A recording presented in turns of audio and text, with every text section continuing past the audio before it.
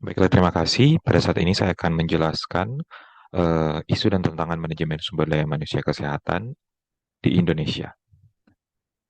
Kami dari kelompok 4, ada saya Brian Sumual, Claudiawati, dan gue Narai.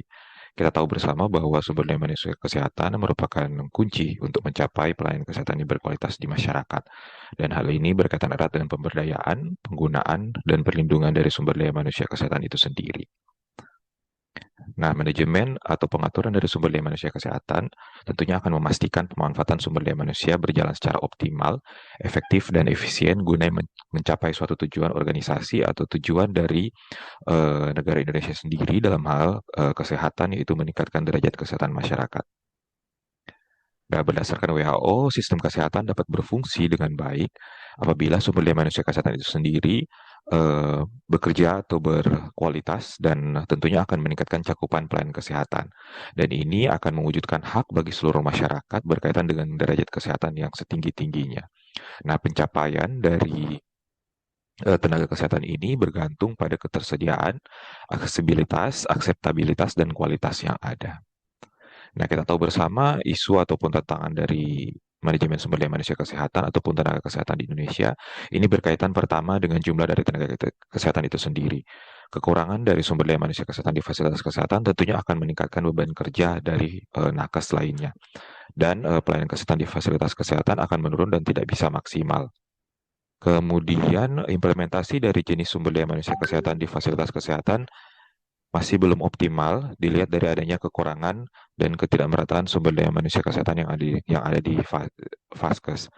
Kita tahu bersama bahwa terkadang di dalam satu pelayanan kesehatan atau fasilitas kesehatan, tenaga kesehatan yang ada masih hanya terbatas pada satu jenis tenaga kesehatan ataupun kurang beragamnya kompetensi yang dimiliki oleh tenaga kesehatan itu sendiri.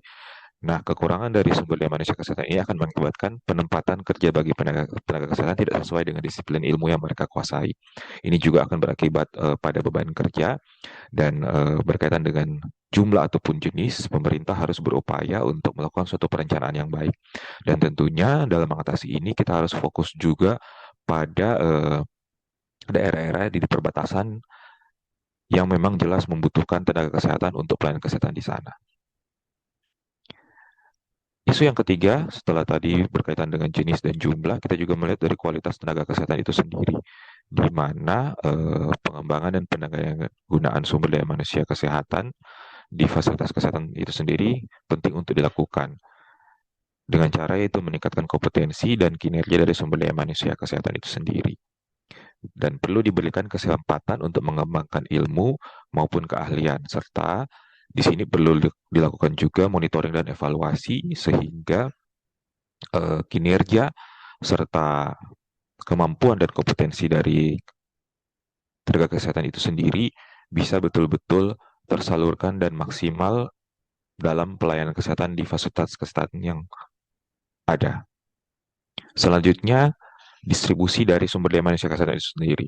Ini berkaitan dengan pemerataan dan dari tenaga kesehatan, di mana kita tahu bersama puskesmas masih ada yang mengalami kekurangan tenaga kesehatan, ataupun rumah-rumah sakit yang masih mengalami kekurangan dokter ataupun dokter spesialis. Pemerintah telah berupaya dengan salah satunya melaksanakan program Nusantara Sehat. Diharapkan ini bisa menjadi solusi untuk mengatasi distribusi sumber daya manusia kesehatan yang mungkin masih belum merata di Indonesia.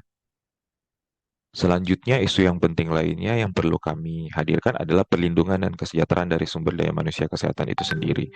Kita tahu bersama masih ada terbatasnya sarana dan kelengkapan fasilitas pelayanan kesehatan. Ini juga merupakan kendala yang nanti akan menghambat dari kinerja tenaga kesehatan dalam melakukan pekerjaan. Hal yang penting lainnya adalah faktor kesejahteraan atau tidak memadainya insentif atau gaji dari tenaga kesehatan. Terkadang tenaga kesehatan sudah bekerja jauh dari lokasi, jauh dari keluarga, tapi tidak dibarengi dengan kesejahteraan ataupun insentif yang baik.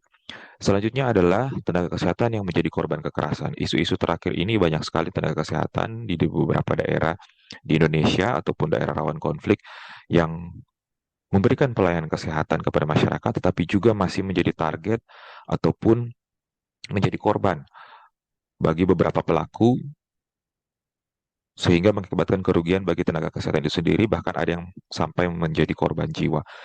Tentunya perlu ada perhatian khusus dari pemerintah dengan menghimpun aparat terkait ataupun organisasi profesi untuk dapat memperhatikan tenaga kesehatan yang bekerja di daerah-daerah konflik ataupun juga yang belum memperoleh kesejahteraan yang baik.